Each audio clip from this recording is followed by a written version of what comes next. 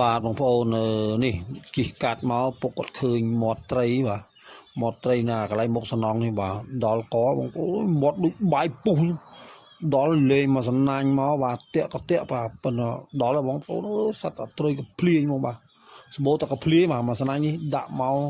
នេះបងប្អូនចាំមើលតាមដានទាំងអស់គ្នាបងប្អូនបាទចាំមើលសត្វក៏ភ្លៀងបងប្អូនចាំតាមដានទាំងអស់គ្នាបងប្អូន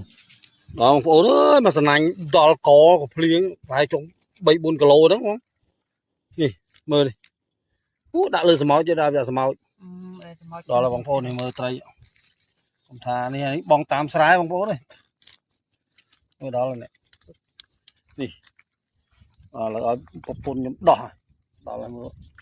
មកសំណាញ់ដល់មាត់ដូចបាយពុះហ្នឹងមាត់កនេះ